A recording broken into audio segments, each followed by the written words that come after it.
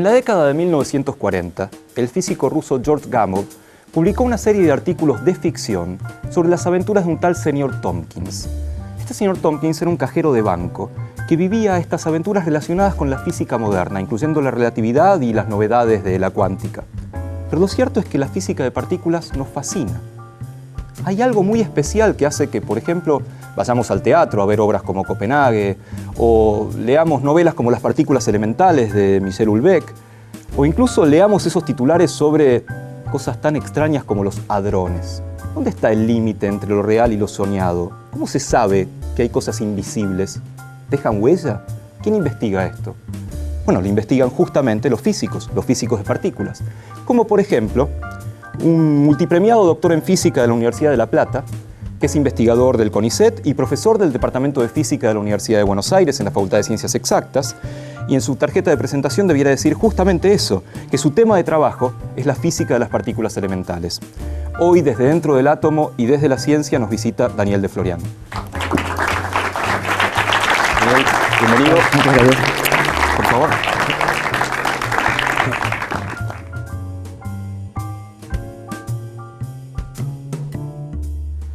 Daniel, hay un estereotipo que dice que los químicos cuando son chiquitos juegan a mezclar cosas y a quemar las alfombras o la mesa, los biólogos cazan mariposas o queman hormigas con la lupa.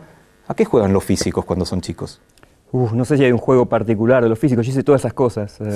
Quemé hormigas, les echaba lavandina, las prendí fuego, las quemaba con la lupa, todo tipo de atrocidades con esos bichos.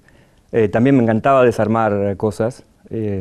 Probablemente eso sea lo que más hacemos, desarmar, sabiendo que después no vamos a poder armarlo. Me acuerdo de un equipo de radio que quedó en casa completamente desarmado, que me pareció interesantísimo por adentro, con válvulas y cosas muy antiguas, y nunca lo pude volver a armar. Creo que no lo intenté. ¿Y qué decían en la familia? ¿Y el nene va a ser científico? ¿Qué suerte? ¿O qué desastre? ¿Otra vez rompió algo? Yo creo que rompió algo. Lo hice varias veces. Sí. Pero en el secundario te pasó algo especial. De repente tu visión de la naturaleza cambió. Vos descubriste que había cierta uniformidad en la naturaleza, los mismos componentes, lo que hoy dirías los mismos átomos, y nada, por ahí te costó hasta aceptar que un ser humano estaba formado por lo mismo que las computadoras, las piedras, otros animales. ¿Cómo fue ese descubrimiento? Eso fue, en realidad empezó, creo que fue en segundo año de secundaria, tenía un profesor de química y de física que era realmente muy bueno, al que le debo en buena parte la vocación, junto a otros, y nos estaba explicando qué era la electricidad. Uno siempre tiene la idea esta de que la electricidad inyecta electrones por un lado del cable y sale por el otro. ¿Sí?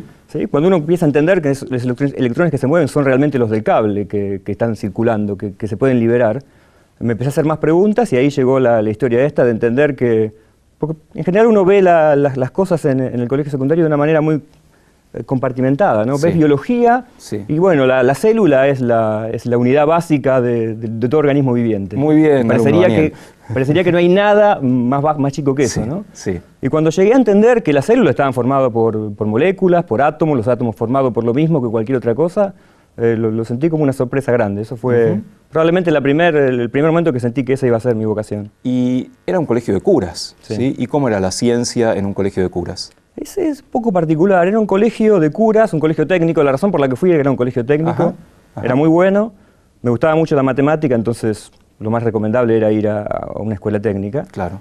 Y era muy variado, teníamos curas que estaban completamente chiflados, que nos daban clases de historia, de filosofía, en la cual uno tampoco pretendía aprender demasiado, sino aprobarla.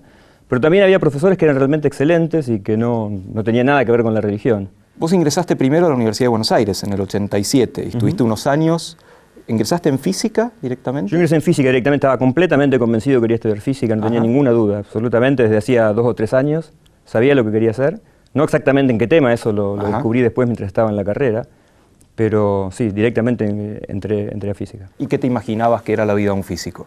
No tenía la menor idea realmente de lo que era. Una de las razones por la cual estudié física es por estos profesores que tuve en el colegio secundario y por un día un programa de televisión que, no sé si alguna vez escuchaste hablar del proyecto Uemul. Por supuesto. El proyecto Uemul es, simplemente para sintetizarlo, es en la década del 40, en el primer gobierno de Perón, un científico alemán prometía que podía llevar a cabo la fusión nuclear controlada y consiguió mucho apoyo para armar este proyecto en la isla de Uemul, justamente enfrente de Bariloche. Y finalmente terminó en un fracaso, pero Mario Mariscotti, que es un físico muy conocido, escribió un libro sobre eso y además hizo un programa de televisión. Sí. Y cuando vi ese programa de televisión me quedé fascinado, dije, yo quiero estudiar esto. O sea, quería hacer física y además algo que tuviese que ver con la física nuclear. O sea, estaba bastante encaminado. Entraste a la UBA, pero después seguiste en La Plata. ¿Cómo fue esa transición y por qué fue? Yo entré a la UBA, es medio increíble. Entré a la UBA justo en el año 87, que era un año muy convulsionado, que hubo un paro docente muy grande. Yo trabajaba en una fábrica además, así que iba solo a estudiar a la noche. Y el paro duró creo que 1 mes y medio o 2 meses. Yo no tenía ni idea de qué materias había que cursar, porque justo cambiaban el plan de estudio. Estaba realmente no demasiado metido en el asunto, quería hacerlo, pero no sabía muy bien en qué dirección tenía que ir. En el 87 había ciclo básico común. En el 86 hice el ciclo básico, claro. En el 87 en la facultad. Claro. Y entonces después dejé un cuatrimestre y cuando volví decidido a avanzar en la carrera y a cursar cada vez más materias. Cuando llegó más o menos un poco más de la mitad de la carrera, que decidí que quería estudiar física de partículas porque tuve una clase muy espectacular sobre ese tema, también con otro profesor que me impactó mucho, decidí que quería trabajar en el tema. Y la única persona que hacía física de partículas en Buenos Aires era un experimental. Yo no tenía problema en hacer física experimental. Para un poco. Cuando un físico dice un experimental, está hablando de Boca y River más o menos, o está hablando de 2 maneras de encarar la física. Hacer experimentos o pensar los experimentos, hacer física teórica. Exactamente. Entonces el que trabajaba en partículas hacía experimentos. Hacía experimentos y trabajaba en colaboraciones, y de hecho trabaja todavía en colaboraciones estas muy importantes como el LHC. Y él había vuelto hacía poco a la Argentina, había estado en Estados Unidos y en Ginebra, y había traído en particular un tape, de esos que se usan ahora para grabar video, ¿Sí? donde tenía datos de un experimento que por problemas internos el experimento había terminado mal y esos datos nunca habían sido analizados. Entonces la idea es que yo iba a analizar eso, a buscar alguna partícula nueva, era muy interesante. Ahora, para leer ese tape hacía falta una lectora, que en la Argentina no existía. Se la donaron de Estados Unidos a este profesor y llegó a la aduana. Y la lectora quedó en la aduana y todavía está ahí. Ajá. O sea, no pude hacer física experimental simplemente por la burocracia de la aduana. Entonces decidí que igual quería seguir en el tema. La cantidad de partículas que habrán descubierto los despachantes. Sí, seguramente. Entonces, ¿Y el tape sigue inédito, por así decirlo? Sí, yo creo que ahora ya no tiene ningún interés, digamos, porque los experimentos avanzaron mucho más. Ya hace esto más de 20 años. Pero entonces fuimos a La Plata, donde había un grupo que hacía física teórica. Sí. ¿Sí? La ventaja de hacer física teórica, como decís, es que papel, lápiz, una computadora, uno puede trabajar. Pero, vamos, como estudiante seguías en la UBA, pero tu laboratorio, tu grupo de trabajo era en La Plata. O sea, terminé la licenciatura en Buenos Aires en el 92 y de ahí me fui a La Plata a hacer el doctorado. Me fui, es una forma de decir, iba 1 o 2 veces por semana y trabajaba en mi casa, básicamente. Y antes de preguntarte en qué trabajabas específicamente, ¿en qué trabajabas en la fábrica? Mi título industrial es electrotécnico. Entonces estuve en una fábrica, era muy interesante el trabajo, a mí me gustaba mucho. Estuve 6 meses haciendo mantenimiento en una fábrica de unos 100 empleados, así que era bastante grande. Y después en el laboratorio de diseño de nuevos productos, reactancias, transformadores. Bueno. O sea, las primeras lámparas dicroicas, los transformadores los diseñamos ahí. Era divertido. ¿Y podías haber seguido ese camino? ¿Podías haber seguido el camino de la ingeniería electrónica? No, me interesaba la física, eso no tenía ninguna duda. Y en algún momento decidí que quería estudiar más, entonces empecé a pedir horas libres en la fábrica. Y un día llegué al trabajo y me dijeron, no entras más. Y no entré más, y me llevó a algo así como 10 años cobrar el último mes en un juicio. Bueno, ahora sí, para que lo entienda hasta un biólogo, te diría. Contame un poco qué fue tu tesis. ¿Qué trabajaste con este grupo de física teórica en La Plata?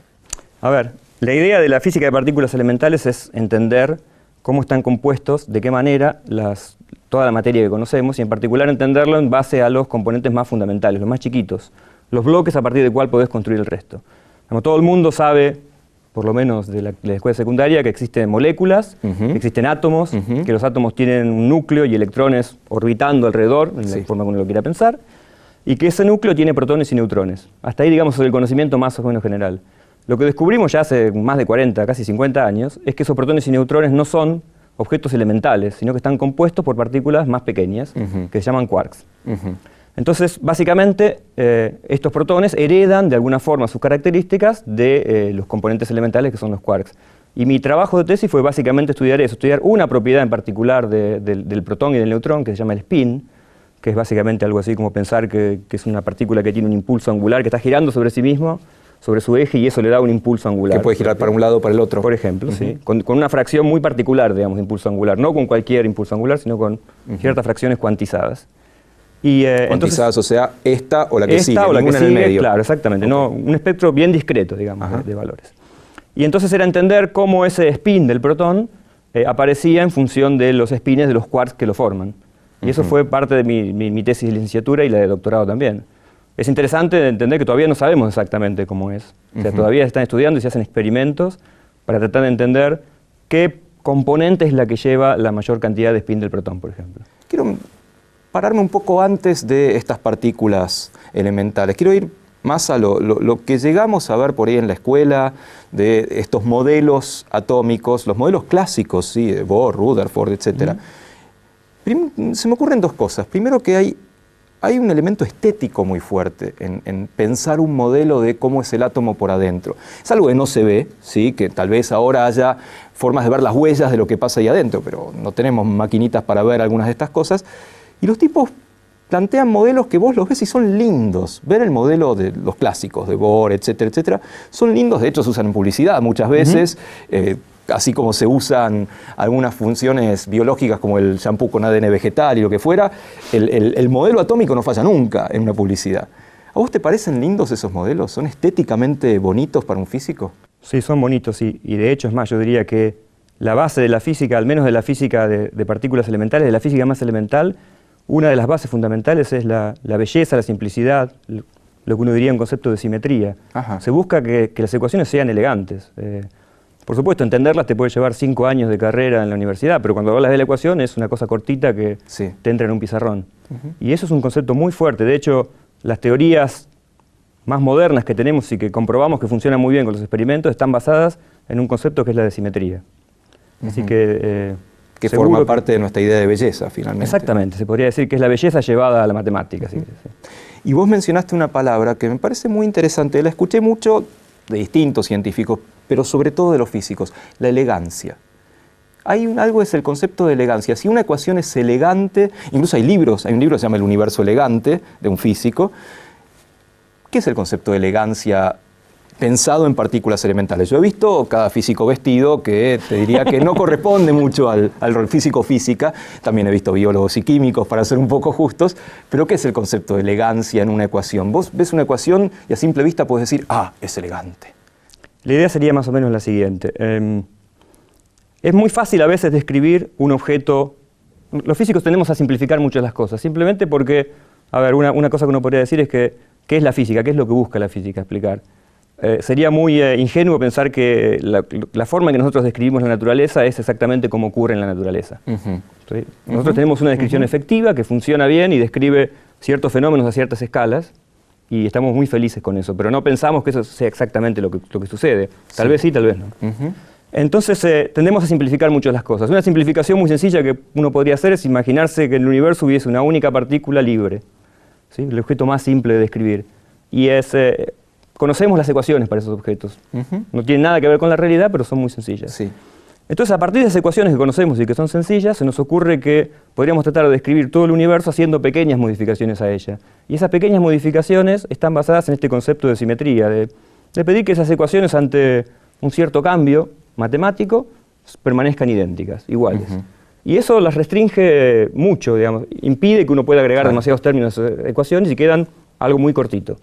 Ese algo muy cortito es lo que uno podría llamar elegancia, si querés, el concepto de belleza en esas ecuaciones. Hay una especie de competencia a ver quién tiene la ecuación más corta. ¿Quién tiene la ecuación más corta? De hecho, hay un libro que dice que cualquier ecuación de la física se puede escribir como A igual a 0. Pasa que hay que entender que es A. Es una cosa extremadamente complicada. Sigamos un poco con tu trayectoria. Te doctoraste en La Plata y poco después te fuiste a Suiza, al CERN, que es uno de los centros más importantes de física, la Organización Europea para la Investigación Nuclear. Me gustaría saber cómo fue llegar a Suiza, estar en un mundo nuevo. No sé si era tu primer viaje grande como investigador y de pronto te quedaste unos cuantos años. Sí, la verdad que fue un shock muy grande. Era mi sueño, digamos. En algún momento ir al CERN. El CERN sería el sueño de cualquier físico de partículas, pues es el laboratorio más grande que hay.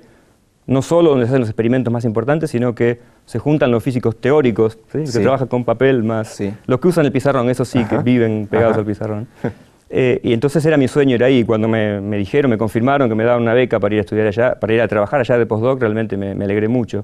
Pero fue un shock importante porque, es verdad, era la primera vez que salía del continente, por lo menos. Nos fuimos en familia, así, llevando todas nuestras ropas, nuestras cosas. Caímos en un lugar donde no hablábamos el idioma, por supuesto, y no entendíamos las costumbres tampoco demasiado. pero... ¿En la parte francesa de Suiza? En la parte francesa, está en Ginebra. De hecho, nosotros vivíamos en Francia. Ajá. El CERN es tan grande que el experimento está parte en Francia y parte en Suiza. Claro, cuando dijiste el laboratorio más grande, literalmente. ¿Sí? Claro. ¿Cómo es de grande? Bueno, el laboratorio, digamos, el sitio donde están los científicos trabajando es un laboratorio importante, grande, con muchos edificios, 100 edificios, poner una cosa por el estilo. Pero el acelerador en sí es un túnel circular que tiene 27 kilómetros de circunferencia, con lo cual, de hecho, no sé si entra en Suiza, Claro, al menos no en esa parte. ¿Sí? Claro. Entonces, buena parte del experimento transcurre en Francia, y como es un experimento europeo, te dan la posibilidad de que, aunque trabajes en Ginebra, puedas vivir en Francia, lo cual lo hacía más sencillo porque era más barato, tiene un modo de vida un poco más cercano al que culturalmente parece menos difícil estar en Francia que en Suiza, ¿no? ¿Por qué son tan grandes estos bichos? Porque lo que hacen estos bichos es acelerar partículas. ¿Qué quiere decir acelerar? Vos agarrás una partícula con una carga eléctrica, como un electrón, y lo haces pasar por una diferencia de potencial, y eso lo acelera. Entonces vos querés generar la energía más grande posible. Una posibilidad sería hacer un acelerador lineal, que sea una recta. Entonces vos viene el electrón por acá, lo acelerás, y cuando llega a la otra punta, lo acelerás muchas veces, llega a su máxima energía y se pierde, porque no hay nada que puedas hacer. Eso te permite llegar a energías muy grandes, pero implica un gasto muy grande de estar produciendo ese gas todo el tiempo.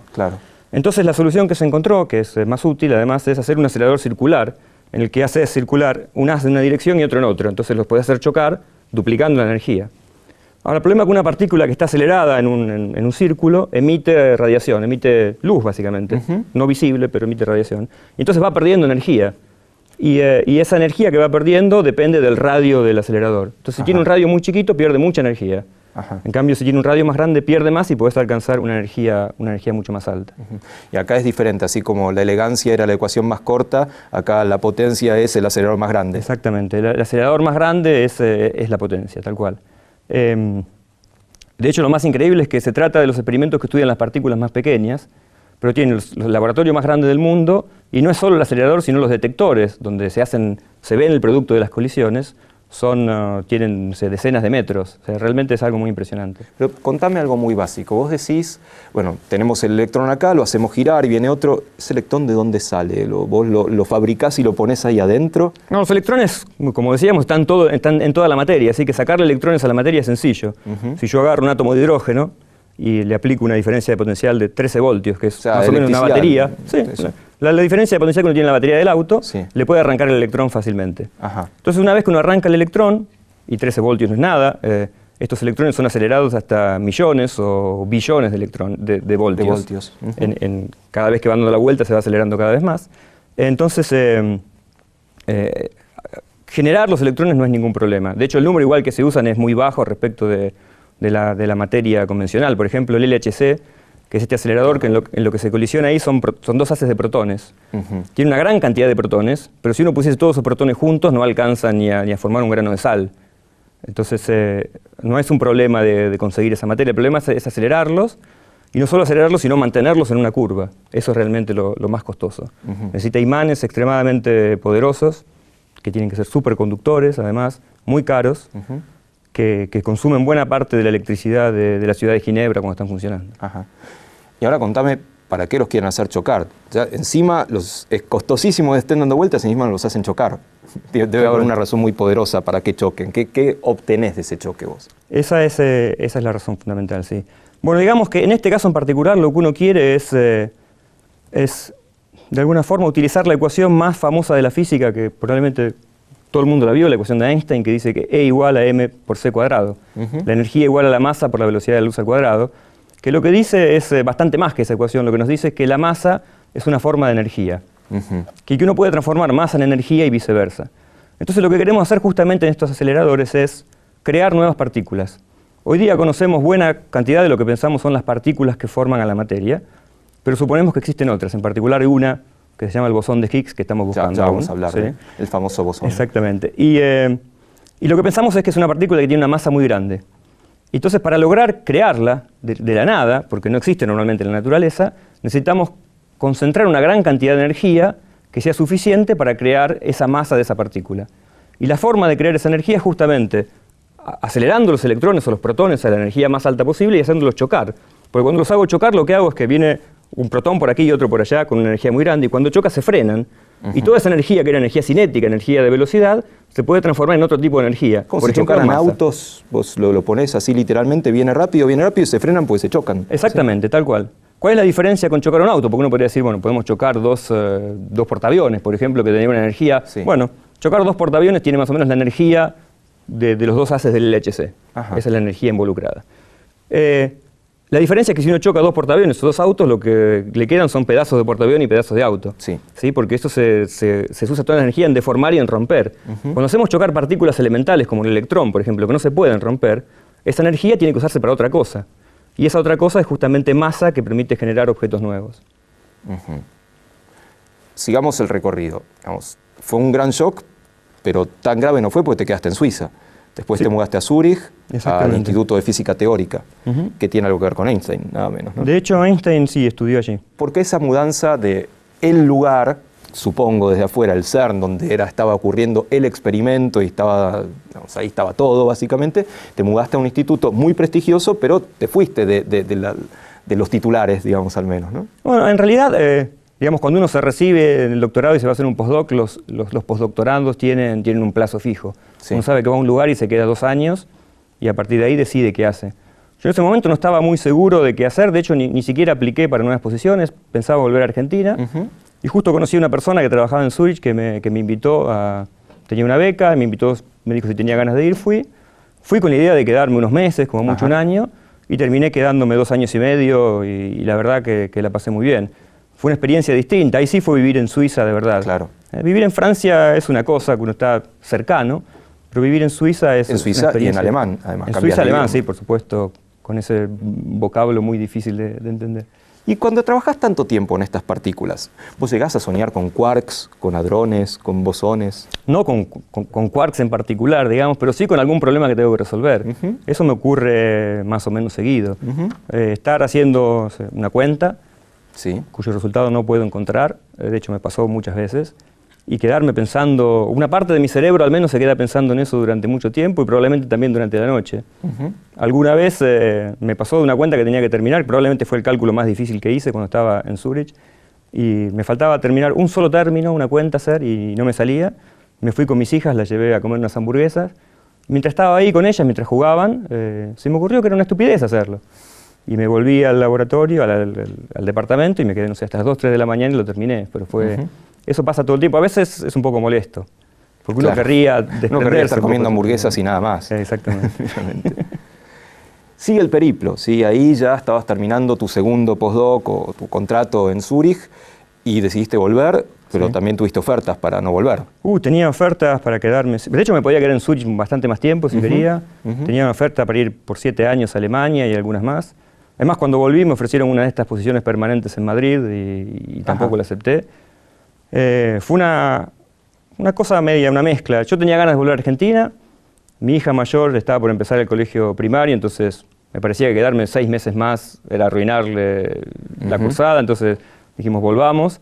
Claro, debo decir que volvimos en marzo del 2001. No era el mejor momento para venir de Suiza a la Argentina. Era una especie de shock, digamos, bastante fuerte. Y fue una etapa difícil de la que igual no me arrepiento, digamos. Tuve incluso ofertas durante los momentos de la crisis más grave del país y igual decidí quedarme porque me interesaba estar acá.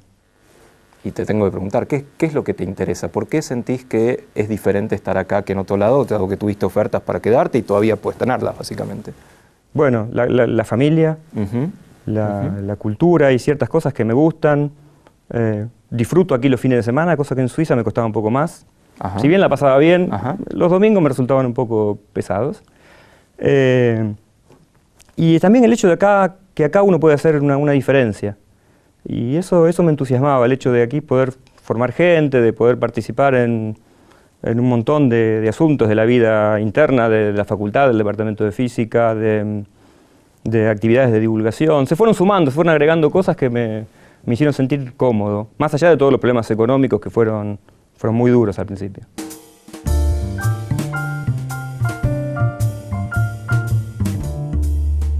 Y ahora contame, sin que lleguemos todavía al LHC, ¿cómo definirías vos tu tema de trabajo?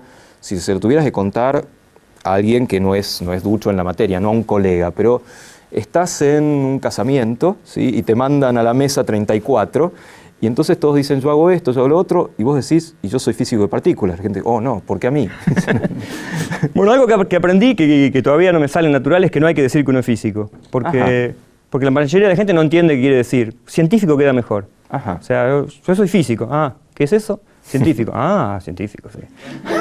¿Trabajás en el CONICET? Claro, no. El CONICET no lo vendo mucho, yo soy más apegado a la facultad, entonces bien. yo trabajo en la facultad. Bien. Pero es difícil de explicar, y el tema en el que estoy trabajando ahora sobre todo, que es la búsqueda del bosón de Higgs. A ver, la idea es la siguiente.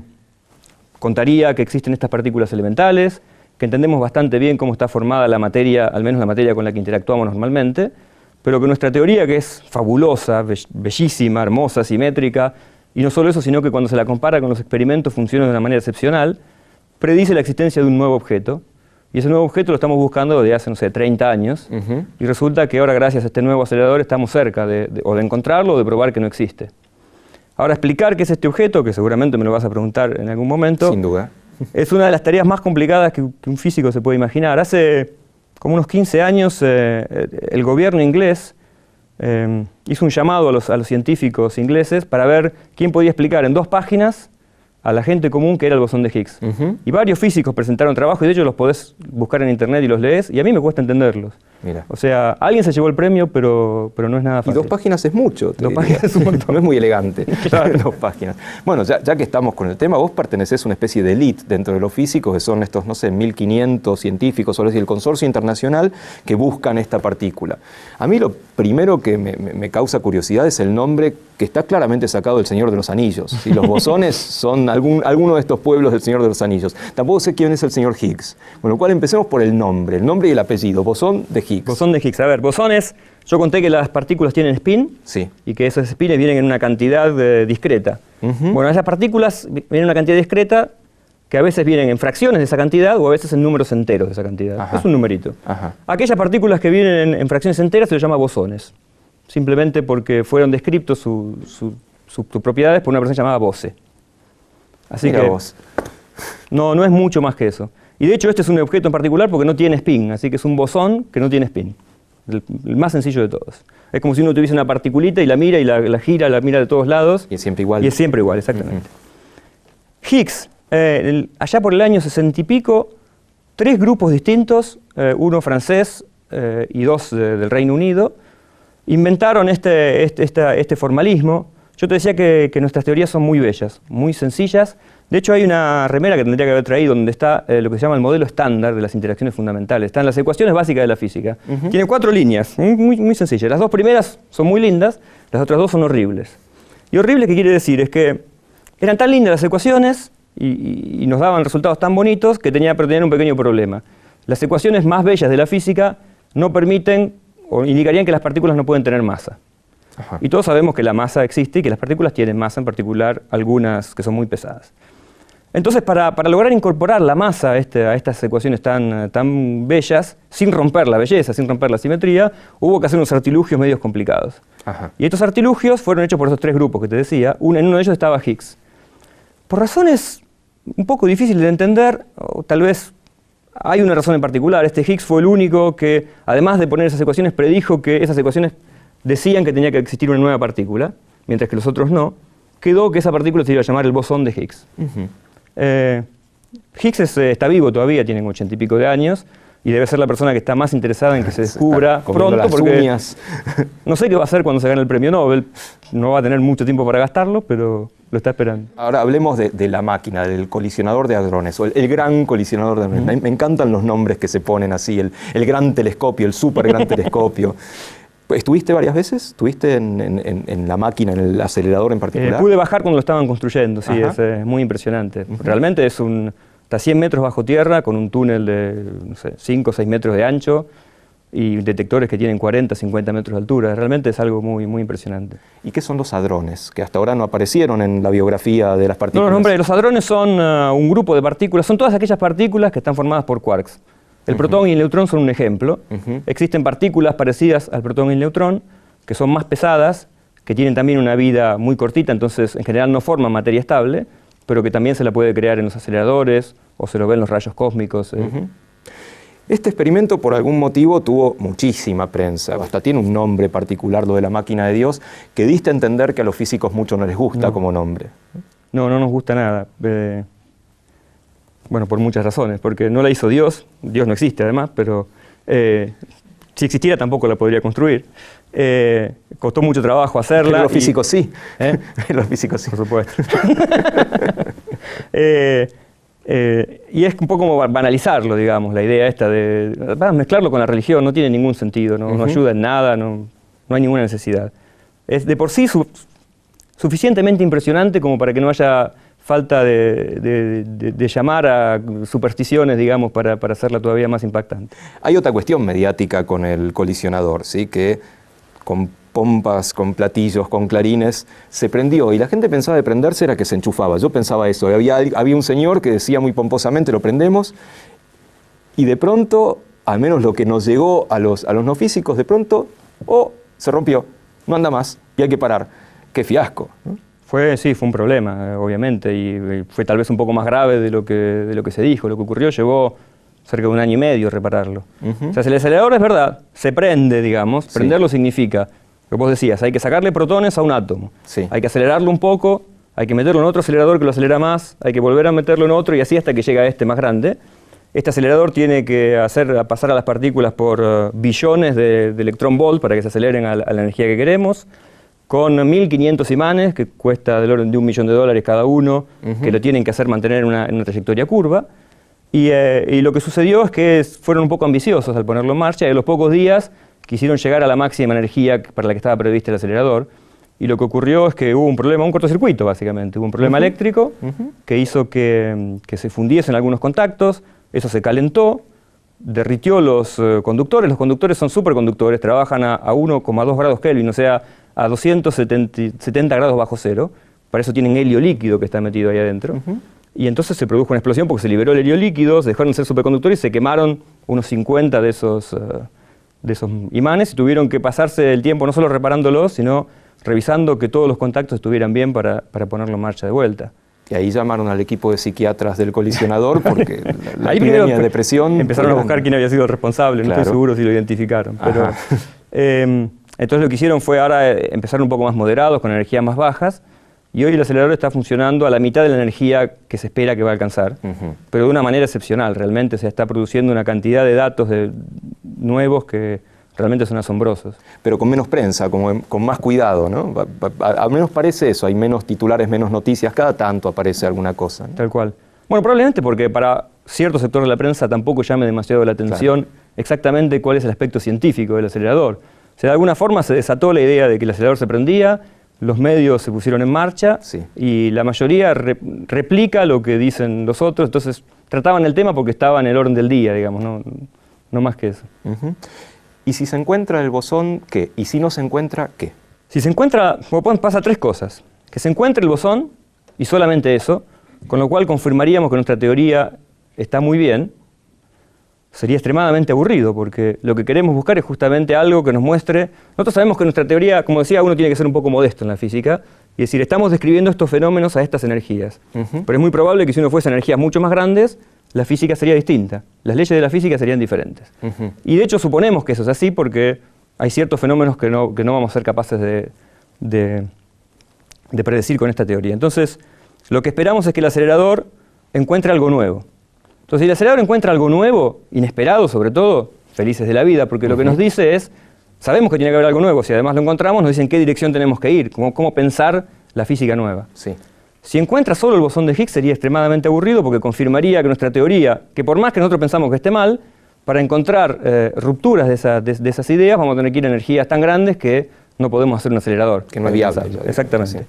Y si no encuentra nada, eso incluye no encontrar el bosón de Higgs, bueno, eso significa un desafío, porque es muy difícil pensar estas ecuaciones sin el bosón de Higgs. Pero vos dijiste también una vez, por ahora lo que estudio no sirve para nada. Me gustaría saber cuál fue la reacción de tu familia, de tu esposa, de tus hijas, cuando llegaste a casa. Pero, papá, tantos años. Pero yo creo que ellos saben que lo que yo hago no sirve para nada, en realidad desde hace mucho tiempo, no les sorprendió. No, sí, ese no sirve para nada quería decir que no tiene una aplicación básica, una aplicación directa, y no nos podemos imaginar si tiene una aplicación directa. Es conocido en la historia de la física es que muchas veces cuando se hace ciencia básica, uno no tiene idea para qué puede servir, y después resultan revoluciones tecnológicas. Hay miles de ejemplos. Es probable que en este caso ocurra, o tal vez no. Lo que digo es que en realidad no me importa si no ocurre. Aún así, aunque no tenga ninguna aplicación directa, el hecho de extender nuestro conocimiento hacia conceptos cada vez más nuevos, ya de por sí vale la pena el esfuerzo. Pero está siempre ese último párrafo que ponemos en los pedidos de subsidio, claro, que siempre tiene que ser que esto va a curar a toda la humanidad. No sé si ustedes tienen ese último párrafo preparado, de para qué sirve. No, nosotros en nuestro subsidio siempre ponemos el ítem que es promoción general del conocimiento. Claro.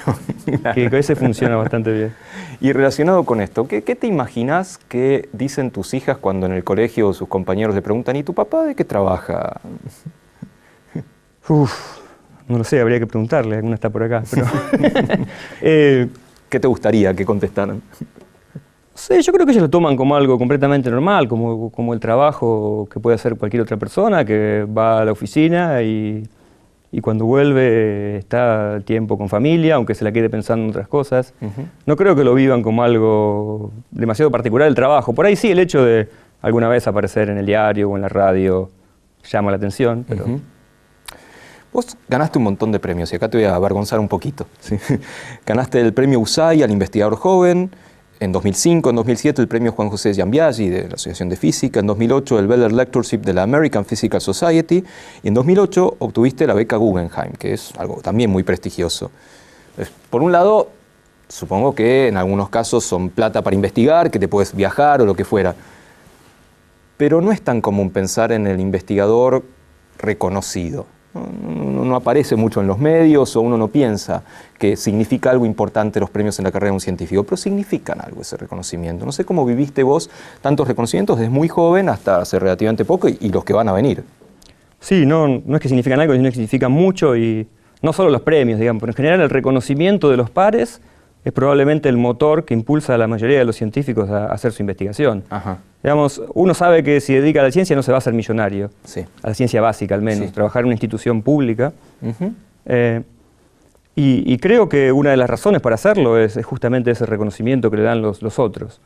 Y ahora se suma también en parte el reconocimiento que nos da la sociedad, que nos era esquiva, digamos, hasta hace algunos años, pero que ahora nos tiene un poco más alto en su consideración. Yo no sé si no ser esquiva, creo que la visión de la sociedad argentina siempre fue benévola hacia la ciencia, pero antes más que benévola era misericordia, y son buena gente, pobres, déjalos, total ganan 2 mangos, ¿sí? Ahora, además de benévola, es utilitaria. Utilitaria, está bueno que haya científicos y que investiguen cosas básicas o mal llamadas básicas y aplicaciones. Es un cambio importante social. Es muy importante. De hecho, yo creo que hasta hace una década o un poquito más, había una ida y vuelta en esa relación con la sociedad. La sociedad nos miraba con cierta misericordia y no nos exigía nada tampoco. Y nosotros no nos sentíamos que hubiese una exigencia de parte de la sociedad.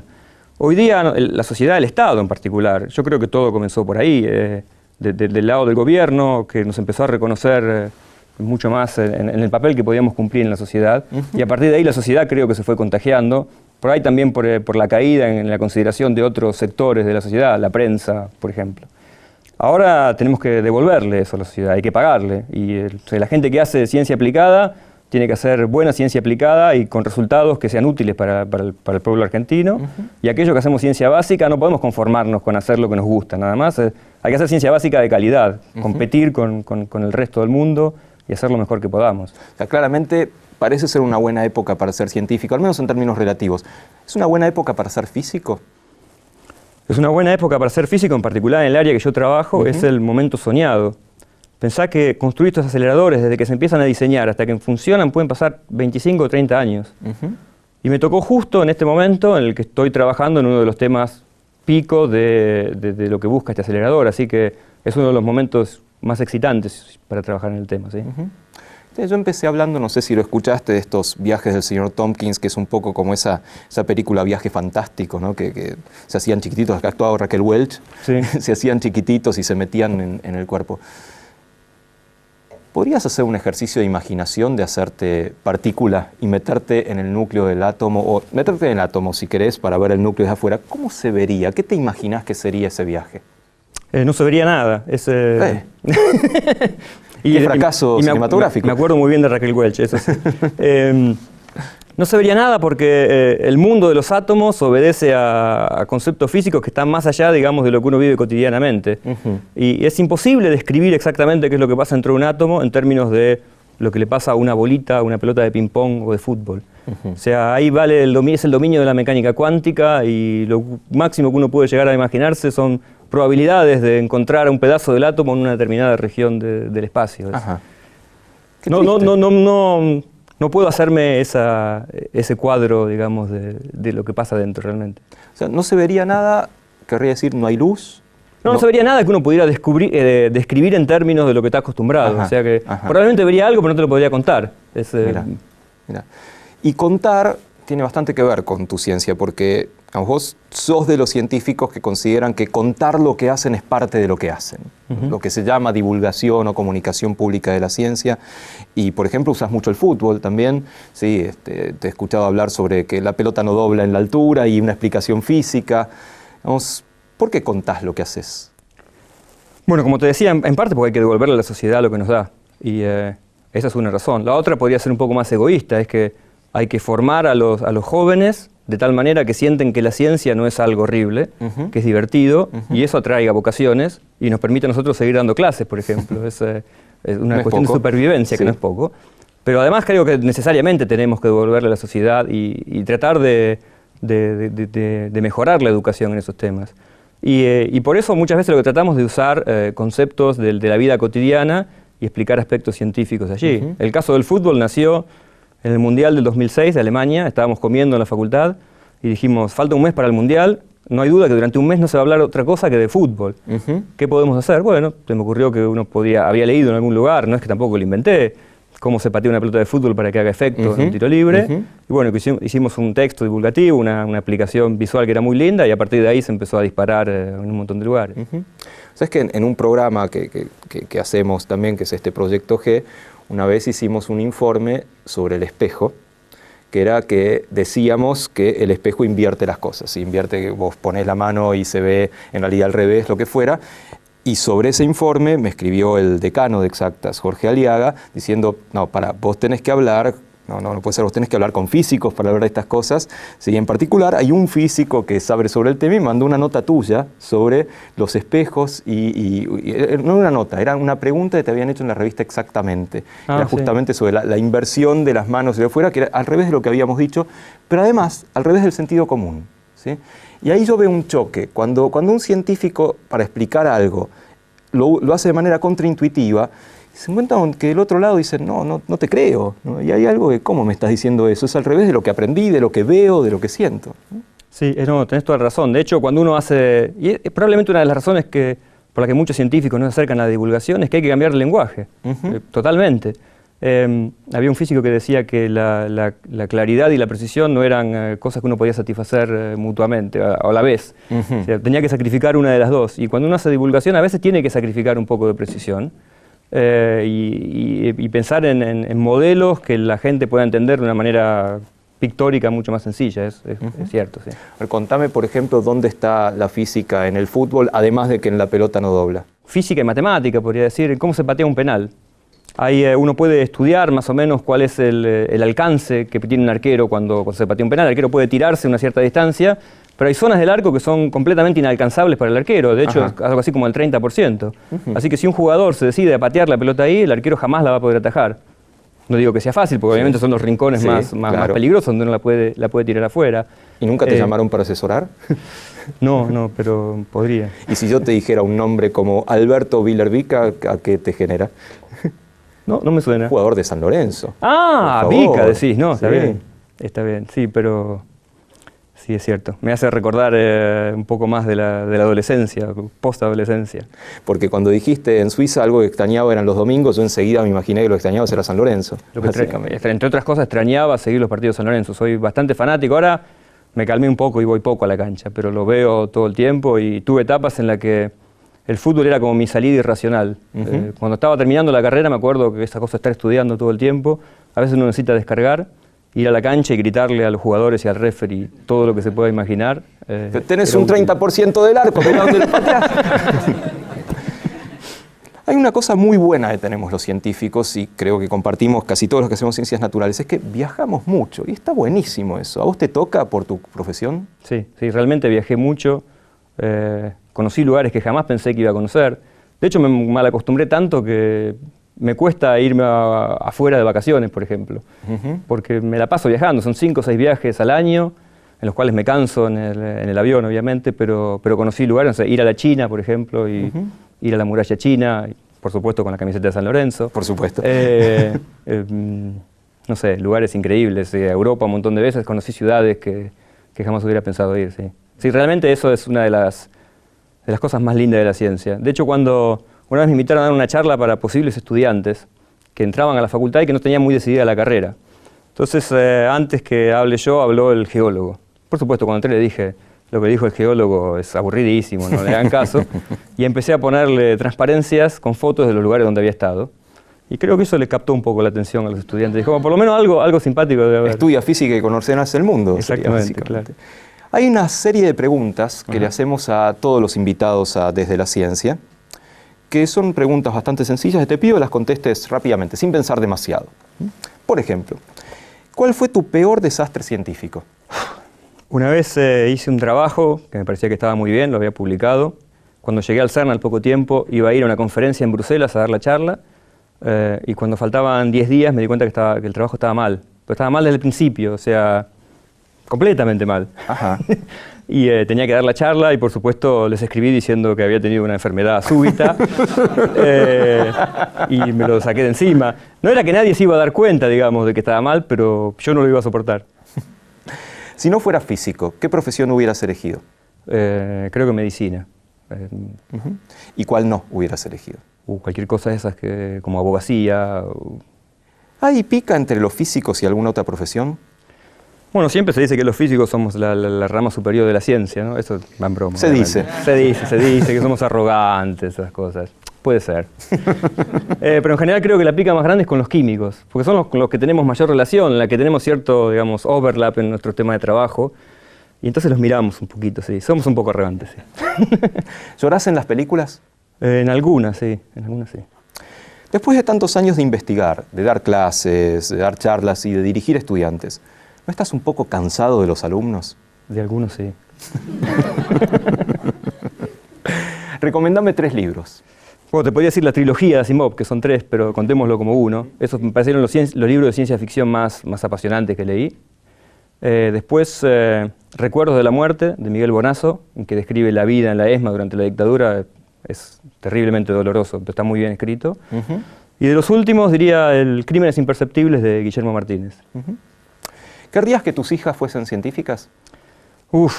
De hecho me está por ocurrir, pero con una de ellas que está decidida a estudiar física, aunque hice todo lo posible para que no lo sea. No porque no quiera, sino porque no quería que se sienta forzada, digamos, por lo que era yo, pero sí, me gustaría. ¿Internet cambió tu forma de pensar?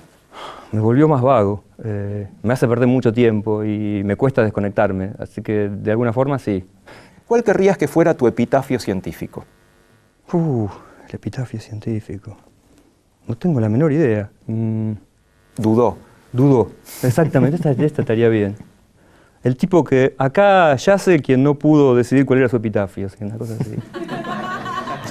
En el futuro, en un futuro muy lejano, 2000, 3000 años, ¿va a seguir existiendo la física de partículas? El nombre, la física de partículas, en realidad es en el sentido de estudiar cuáles son los componentes elementales de la materia. Probablemente lo sigamos haciendo todo el tiempo, descubramos cosas más pequeñas. Pero la forma de plantearla va a ser completamente distinta de la de ahora, estoy seguro. Bueno, Daniel, muchísimas gracias por esta charla, que aprendí muchísimo sobre esas cosas invisibles que no estoy seguro de que existan, pero al menos se investigan. Muchas gracias. Gracias por la invitación.